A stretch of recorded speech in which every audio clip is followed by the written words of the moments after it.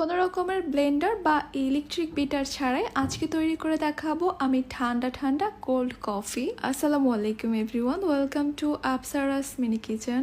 আজকে আমি একদমই সহজ ওয়েতে আপনাদের সাথে শেয়ার করব খুবই মজাদার ঠান্ডা ঠান্ডা কোল্ড কফি। প্রচন্ড এই গরমের মধ্যে একবার যদি এই কোল্ড কফিটি আপনারা বাসায় তৈরি করে খান তাহলে কিন্তু আর কখনো রেস্টুরেন্টের কোল্ড কফি খেতে চাইবেন না। ছোট থেকে বড় সবাই কিন্তু এই কোল্ড কফি খেতে পছন্দ করে। একবার যাকে এইভাবে কোল্ড কফি তৈরি করে খাওয়াবেন সেই কিন্তু আপনার ফ্যান হয়ে যাবে। প্রথমে এখানে নিয়েছি আমি 100 গ্রামের মতো ডার্ক চকলেট, আপনারা চাইলে এখানে মিল্ক চকলেটও নিতে পারেন। এবার এই চকলেটটাকে আমি কুচি করে নিচ্ছি নাইফ দিয়ে, আপনারা চাইলে কিন্তু একটা গ্রেটারও গ্রেট করে নিতে পারেন। এরকম চকলেট যদি আপনাদের কাছে না থাকে তাহলে কিন্তু আপনারা চকলেট সিরাপটাও ব্যবহার করতে পারেন। চকলেট সিরাপ ছিল না আমার কাছে, তাই আমি চকলেটটাকে মেল্ট করে ইউজ করব। গ্রেট করে নেওয়া চকলেটগুলোকে আমি একটা বাটিতে নিয়ে নিচ্ছি। এরপর এখানে দিয়ে দিব আমি হাফ কাপ গরম দুধ, আর দুধটা কিন্তু অবশ্যই ভালো মতো গরম করে নিতে হবে। এবার দুধ আর চকলেটটাকে খুব ভালোভাবে মিশিয়ে নিতে হবে, আর কিছুক্ষণ মিশিয়ে নিলেই দেখতে পারবেন চকলেটটা খুব সুন্দরভাবে মেল্ট হয়ে একটা চকলেট সস তৈরি হয়ে যাবে বা চকলেট সিরাপ। আমি একটু দেখিয়ে দিচ্ছি চকলেট সিরাপ বা চকলেট সসটা এখন ঠিক কিরকম হয়েছে। দেখতেই পাচ্ছেন এটা কিন্তু ঠান্ডা হয়ে যাওয়ার পর আরও কিছুটা ঘন হয়ে যাবে।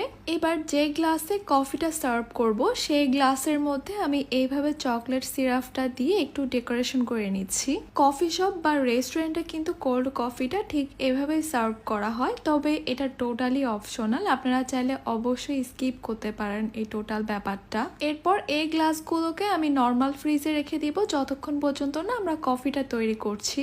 প্রথমে একটা মিক্সিং বোলে আমি নিয়ে নিচ্ছি হাফ কাপ চিনি। এরপর এখানে নিয়ে নিচ্ছি আমি 2 টেবিল চামচ ইনস্ট্যান্ট কফি, সঙ্গেই দিয়ে দিব এখানে আমি 2 টেবিল চামচ হালকা কুসুম গরম পানি। এবার একটা হ্যান্ড উইস্ক দিয়ে সব কিছুকে আমি খুব ভালোভাবে একসঙ্গে মিশিয়ে নিচ্ছি। সবকিছু ভালোভাবে মিশিয়ে নেওয়া হয়ে গেলে এবার কফির কালারটা চেঞ্জ হয়ে আসা পর্যন্ত আমি এভাবেই সব কিছুকে ফেটতে থাকবো। আপনাদের কাছে যদি হ্যান্ড ব্লেন্ডার বা ইলেকট্রিক বিটারটা থাকে তাহলে কিন্তু আপনারা এই কাজটা খুব সহজেই করে নিতে পারবেন।